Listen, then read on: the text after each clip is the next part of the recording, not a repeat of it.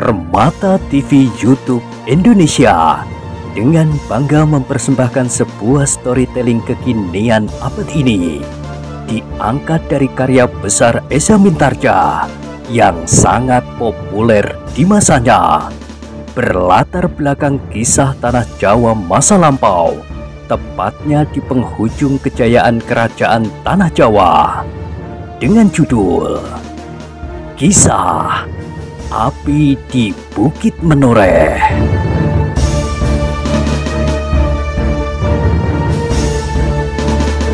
Pada kesempatan yang sangat baik ini, kita masuk pada episode yang ke-399. Selamat menikmati.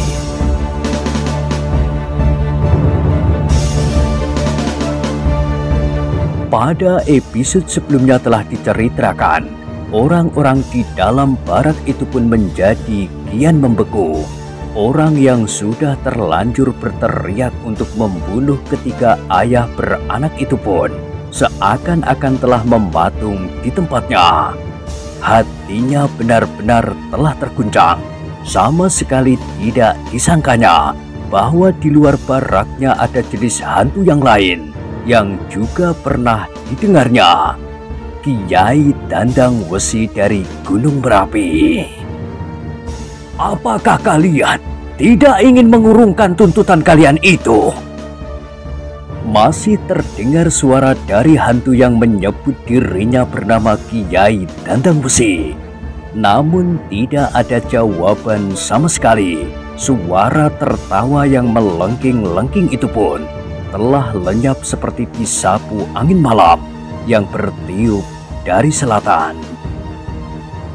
Orang-orang di dalam barak itu bagaikan sabut yang diguncang ombak di lautan yang luas pula.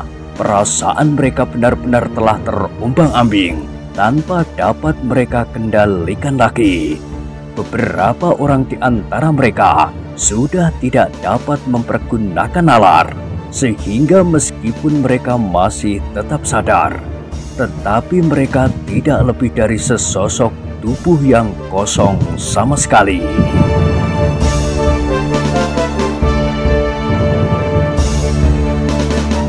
Mereka yang masih sadar tiba-tiba saja mendengar desis dan bisik yang lembut di belakang gardu. Tetapi mereka tidak dapat menangkap sama sekali apa yang sedang diperbincangkan. Tetapi terbayang di dalam angan-angan mereka, beberapa sosok hantu sedang berdiri termangu-mangu menghadapi jenis hantu yang lain yang mempunyai kuasa yang sama dengan mereka. Perlahan-lahan pemimpin pengawas yang terluka itu beringsut mendekati Kiai Gringsing yang duduk tegang di samping Suwandaru. Tetapi ketika ia sudah berada beberapa jengkal dari orang tua itu, pemimpin pengawas itu masih juga tetap terdiam. Sejenak kemudian, malam kembali disayat oleh suara yang dalam dan berat. Apa katamu, hei, hantu-hantu kecil jerangkong, tetean, tuyul, culi, dan wedon-wedon cengeng? Ayo, aku memberi kalian waktu sejenak. Kalau kalian tidak pergi dari tempat itu, aku, Kiai Dandang Wesi, akan bertindak. Aku tahu bahwa pemimpin-pemimpinmu tidak akan senang atas tindakanku ini. Tetapi pemimpin-pemimpinmu yang tertinggi pasti akan berterima kasih kepadaku. Persetan. Tiba-tiba terdengar suara dari belakang barak. Tetapi sebelum dilanjutkannya, di kejauhan terdengar suara menyahut. Ya, kalian memang setan-setan. Diam! Suara di belakang gardu itu berteriak. Kami bukan saja terdiri dari hantu-hantu kecil. Ya, aku memang melihat di antara kalian ada gendruwo. Tetapi sudah tentu gendruwo yang bengal, yang tidak tunduk kepada atasannya. Sudahlah, jangan banyak bicara. Tinggalkan tempat itu. atau aku akan membakar kalian dengan api neraka yang paling panas.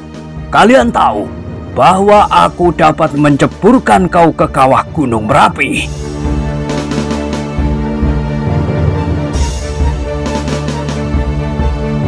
Jangan membual. Aku tetap pada pendirianku.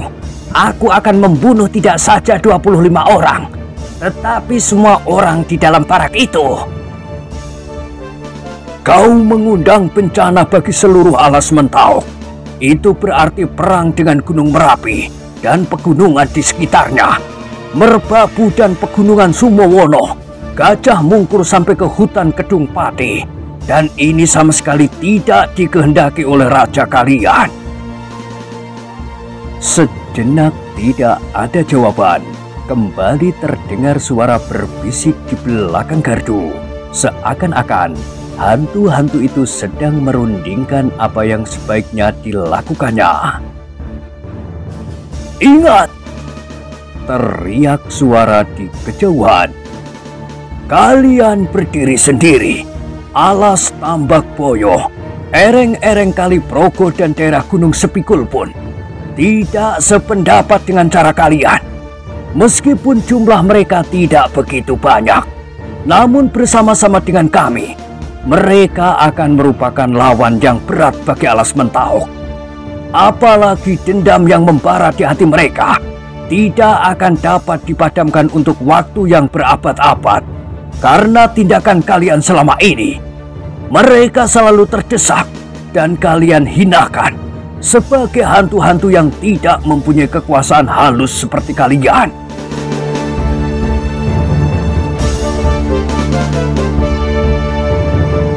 Ketegangan rasa-rasanya telah menghanguskan setiap jantung dari orang-orang yang tinggal di dalam barak itu. Mereka tidak tahu apakah mereka berpengharapan atau menjadi semakin ketakutan mendengar percakapan hantu-hantu itu. Hanya Kiai Gringsing dan Suandaru sajalah yang semakin lama justru menjadi semakin tegang. Bahkan Suandaru menjadi tersenyum ketika ia mendengar suara hantu di kejauhan menjadi serak, bahkan kemudian terbatuk-batuk. Agaknya kita harus sudah mulai, desis Kiai Gringsing. Apakah sebenarnya yang telah terjadi? Bertanya pemimpin pengawas itu. Kalau hantu-hantu itu benar-benar akan bertempur, kita tidak akan dapat tetap tinggal diam di sini. Pemimpin pengawas itu memandang Kiai Gringsing dengan heran. Ia tidak segera mengerti maksud orang yang menyebut dirinya bernama Truno Bodang itu. Kisanak, berkata Kiai Gringsing itu kemudian, agaknya hantu-hantu itu sudah sampai pada puncak kesabarannya. Mereka memerlukan aku dan kedua anak-anakku. Tetapi seperti yang dijanjikan, maka Kiai Dandang Wesi benar-benar akan melindungi kita di sini. Dan aku percaya bahwa kuasa Kiai Dandang Wesi itu tidak kalah dari hantu-hantu kerdil itu. Pemimpin pengawas itu mengerutkan keningnya, sedang Kiai Gringsing berkata terus, ini kepada seisi barak. Nah, sekarang siapakah di antara kalian yang masih ingin membunuh aku? Suaranya justru menjadi lantang dan tegas, seakan-akan dengan sengaja diperdengarkan kepada hantu-hantu itu. Di sini, selain hantu-hantu kerdil itu, ada juga hantu-hantu lain yang lebih dekat dari manusia, yaitu Kiai Dandang Wesi. Bukan sekedar wedon cengeng atau jerangkong kurus, tetapi Kiai Dandang Wesi adalah perayangan, jenis hantu tertinggi yang menguasai daerah Gunung Merapi. Omong kosong! Tiba-tiba terdengar suara di belakang barak. Ternyata hantu-hantu yang mendengar suara Kiai Gringsing itu telah membantah langsung pernyataan orang tua itu. Aku tetap pada pendirianku, membunuh kalian.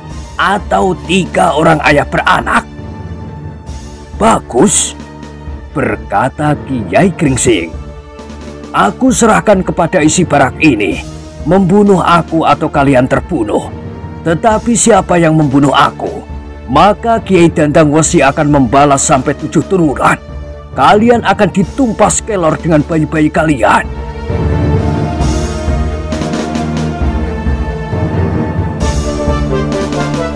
Swandaru yang berada di samping Kiai Gringsing hampir tidak dapat menahan tertawanya. Ia merasa seakan-akan melihat suatu pertunjukan lelucon yang sangat menarik, sehingga gurunya tidak lagi sempat meneliti kata-katanya. Bagaimana mungkin orang dapat menumpas sampai 7 turunan? Kalau 1 turunan sudah ditumpas, maka tidak akan ada keturunan kedua apalagi sampai ke-7. Namun demikian, Swandaru masih tetap berusaha untuk tidak merusak suasana. Ia tidak mau dengan tiba-tiba saja menghentakkan ketegangan yang masih mencekam, supaya perasaan orang-orang di dalam barak itu tidak tersentak-sentak. Tetapi Swandaru tahu benar apa yang sedang terjadi di luar barak. Ia tidak dapat dikelabui bahwa suara di kejauhan yang menyebut dirinya Kiai Dandang Wesi adalah suara Agung Sedayu. Agaknya Agung Sedayu yang pernah mendengar nama Kiai Dandang Wesi dari gurunya dan mendengar ceritanya, segera mengambil alih persoalan. Agung Sedayu sadar bahwa karena gurunya berada di dalam barak itu, maka ia tidak akan dapat berbuat apa-apa untuk menghadapi hantu-hantu dengan cara yang serupa. Aku tidak tahu apa yang kau lakukan, bisik Ki Sumangkar yang berjongkok di samping Agung Sedayu di balik rimbunnya dedaunan. Agung Sedayu meraba lehernya yang sakit karena ia harus berteriak-teriak dengan nada suara yang rendah dan dalam. Sambil menelan ludahnya, ia memandang Ki Sumangkar yang keheran-heranan. Kita sedang bermain hantu-hantuan, desis Agung Sedayu kemudian.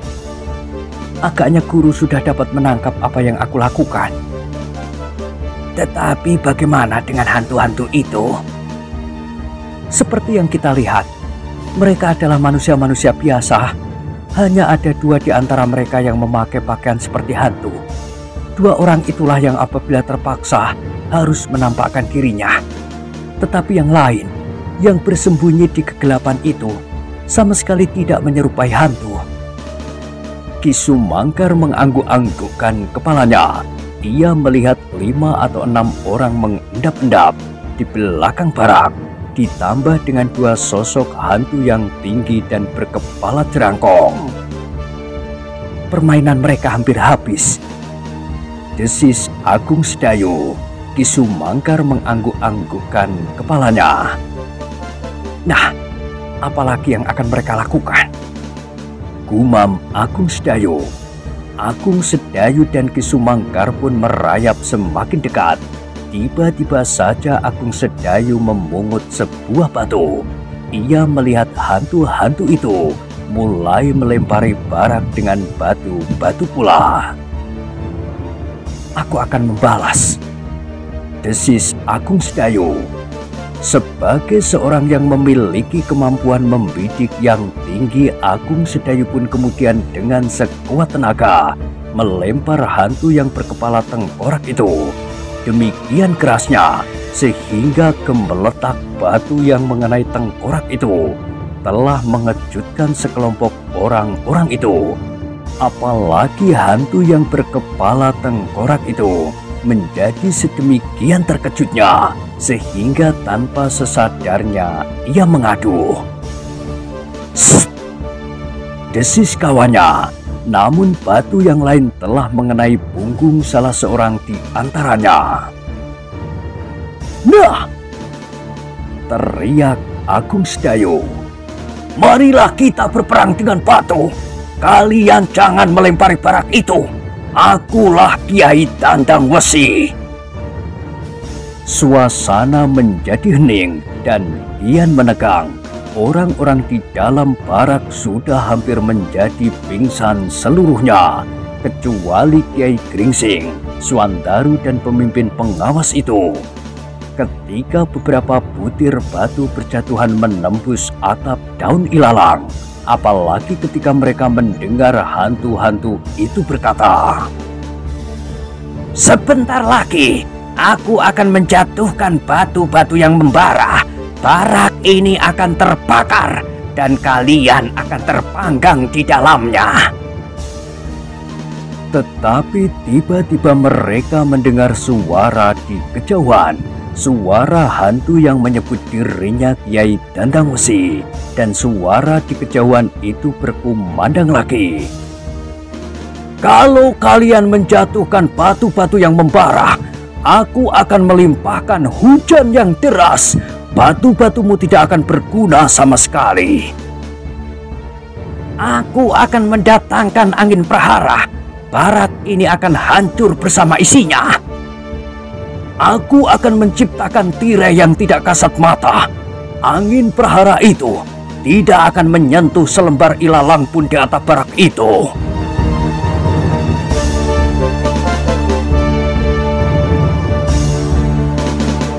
Suasana yang tegang menjadi semakin tegang. Bahkan Swandaru yang ada di dalam barak itu pun mulai mengerutkan keningnya. Ia sadar bahwa seterusnya ia tidak akan dapat untuk tetap berdiam diri, duduk sambil mendengarkan hantu-hantu itu berbantah. Dan dengan dada yang bergejolak, ia mendengar hantu-hantu di belakang barak itu berteriak, "Omong kosong! Kalau kau benar-benar hantu dari Gunung Merapi dan mempunyai kuasa untuk menciptakan hujan dan angin, apalagi tirai yang tidak kasat mata, ayo segera tunjukkanlah kepada kami." "Kami hanya akan melakukan kalau kalian mendahului. Kami bukan sejenis tuyul yang suka menyombongkan diri tanpa alasan. Nah, mulailah dengan batu-batu yang membara. Lihat, langit sudah mulai mendung." "Sst!" desis Ki Sumangkar perlahan-lahan. "Bintang bertaburan di langit." "Oh." Agung Sedayu menengadahkan kepalanya, tetapi sejenak tidak ada suara yang menyahut. Namun demikian, Agung Sedayu harus mulai menyiapkan dirinya menghadapi kemungkinan-kemungkinan lain. Hantu-hantu itu agaknya sudah mulai jemu berdebat. Mereka harus berbuat sesuatu. "Paman Sumangkar," bisik Agung Sedayu, "maaf kalau kedatangan paman di sini akan disambut dengan permainan yang barangkali tidak menyenangkan bagi paman. Tetapi apa boleh buat, agaknya kami sudah tidak akan dapat menunda lagi. Siang tadi beberapa pengawas telah pergi ke pusat pemerintahan di Tanah Mataram. Agaknya hal itu sangat berpengaruh pada mereka. Mungkin mereka menemukan bahan-bahan atau persoalan-persoalan yang memaksa mereka untuk segera bertindak malam ini." Ki Sumangkar mengangguk-anggukkan kepalanya, tetapi sebelum ia menjawab, dilihatnya bayangan hantu-hantu di dalam keremangan malam itu mulai bergerak memencar.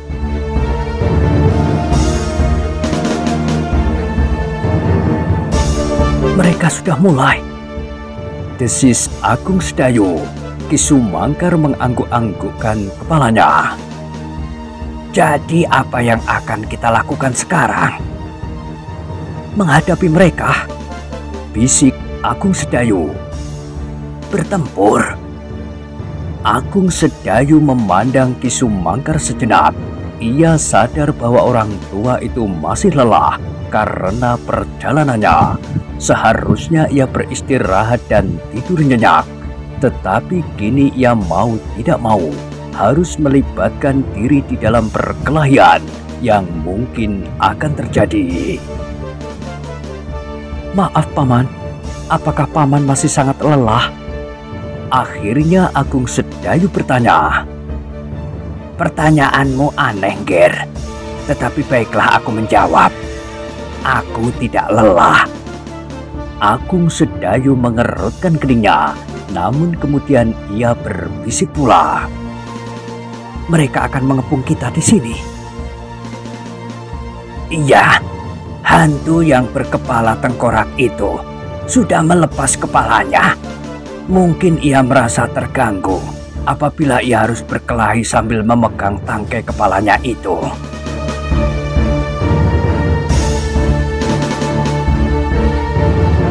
Agung Sedayu mengangguk-anggukkan kepalanya. Kini ia harus benar-benar bersiap untuk menghadapi segala kemungkinan.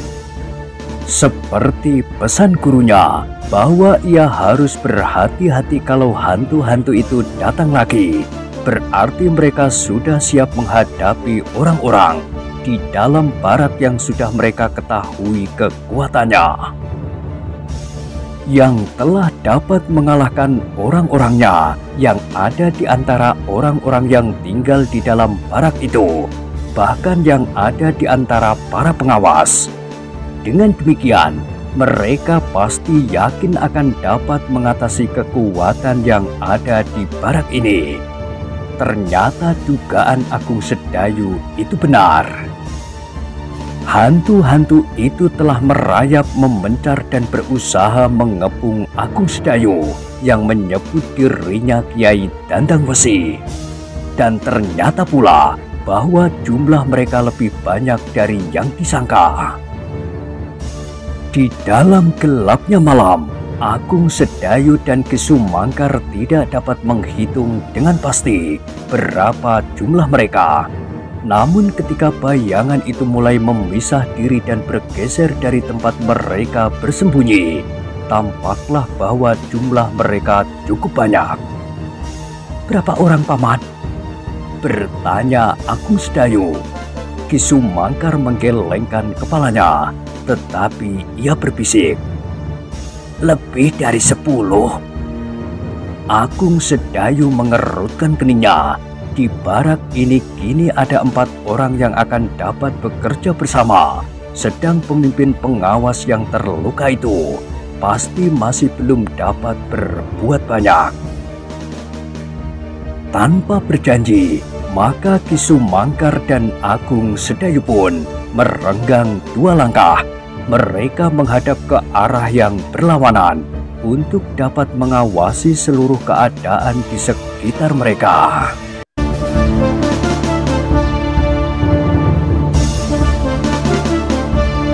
Namun malam menjadi sangat gelap.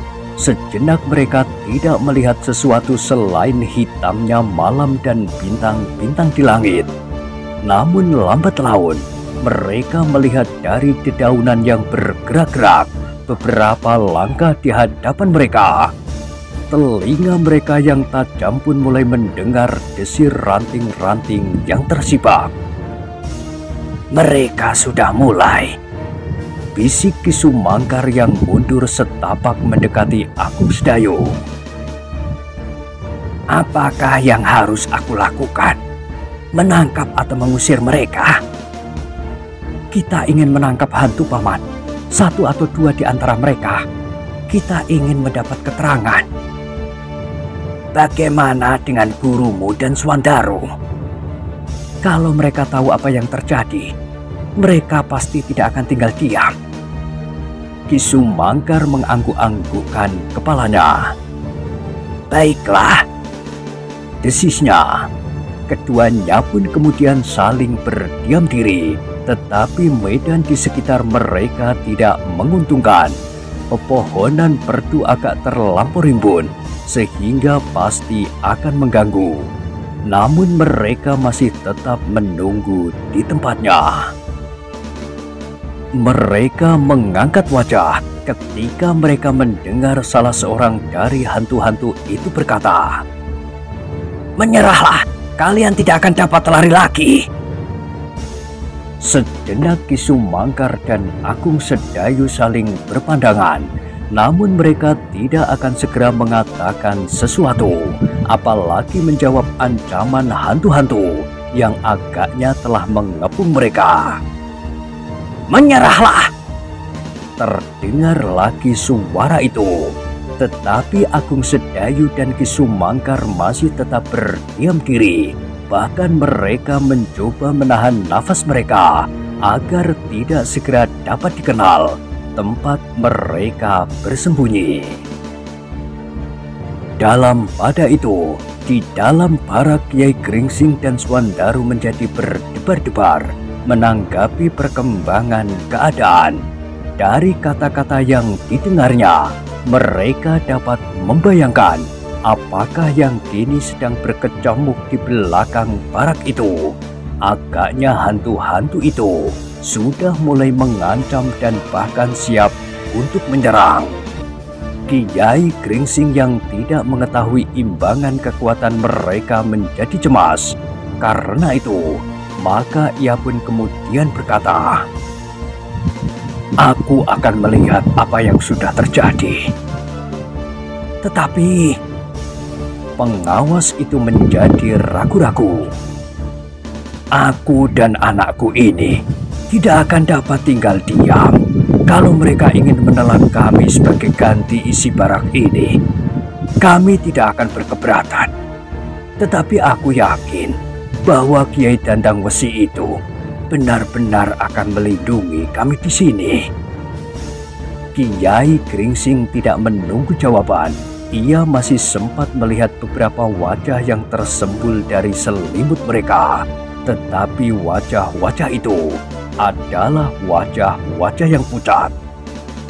Orang-orang di dalam barak itu sama sekali sudah tidak tahu lagi bagaimana mereka akan menanggapi keadaan. Namun justru karena itu, maka mereka tidak dapat menilai apakah yang sebenarnya telah terjadi. "Tinggallah di sini," berkata Kiai Gringsing kepada pemimpin pengawas itu. "Apakah kalian benar-benar akan melihat apa yang akan terjadi di luar?" "Iya." "Hati-hatilah, kita sama sekali tidak tahu apakah yang sesungguhnya terjadi. Aku menjadi sangat bingung dan tidak tahu apa yang sebaiknya dilakukan." "Tinggallah di sini. Kau sedang terluka. Aku kira aku tidak akan mengalami apapun." Kiai Gringsing tidak menunggu jawaban pemimpin pengawas itu. Ia pun segera berdiri dan melangkah keluar pintu, diikuti oleh Swandaru. Namun di serambi mereka berhenti sejenak. Kiai Gringsing mencoba menebarkan pandangan matanya ke sekeliling dari halaman barak itu. Tetapi ia tidak melihat sesuatu. Malam semakin lama menjadi semakin gelap. "Hati-hatilah Swandaru," berkata Kiai Gringsing. "Kita akan berusaha mendekati mereka di belakang barak." Swandaru mengangguk-anggukkan kepalanya. Keduanya pun kemudian menuruni tangga serambi. Orang-orang yang berada di serambi itu sama sekali tidak berani menggerakkan tubuhnya sama sekali. Bahkan jarinya pun tidak. Kiai Gringsing dan Swandaru pun kemudian mengendap-endap melekat dinding samping barak itu menuju ke belakang. Di sudut mereka berhenti sejenak untuk mendengarkan suara-suara yang dapat memberikan petunjuk kepada mereka. Dalam pada itu, mereka mendengar suara. "Jangan mencoba mengelak lagi. Nasibmu sudah kami tentukan." Agung Sedayu dan Ki Sumangkar masih tetap berdiam diri, tetapi mereka sudah bersiaga sepenuhnya.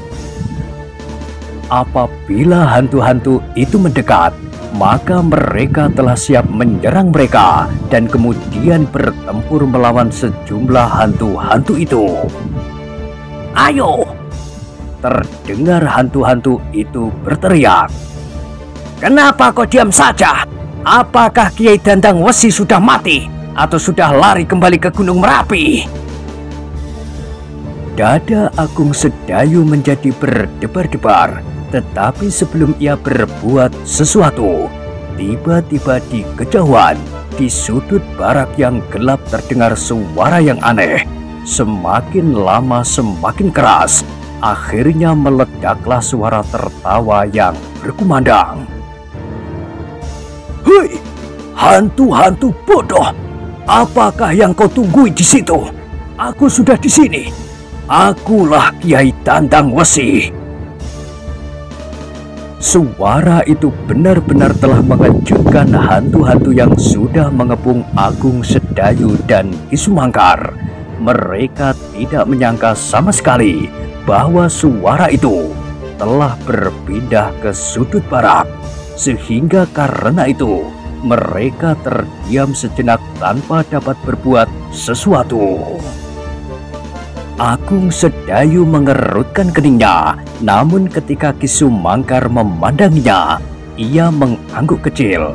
Agaknya kedua orang itu segera dapat mengetahui bahwa suara itu pasti suara Kiai Gringsing atau Suandaru yang telah dapat membayangkan suasana yang telah terjadi.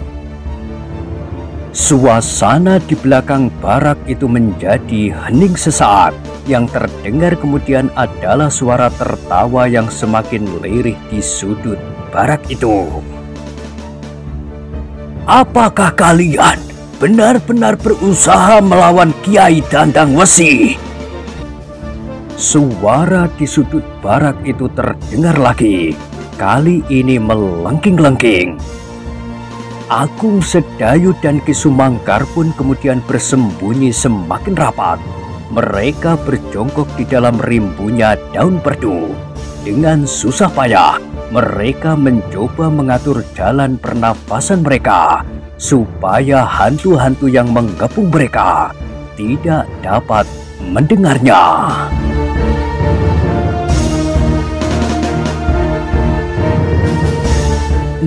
Nah, bagaimanakah kisah selanjutnya? Silahkan ikuti terus kisah Api di Bukit Menoreh pada episode berikutnya. Sampai jumpa.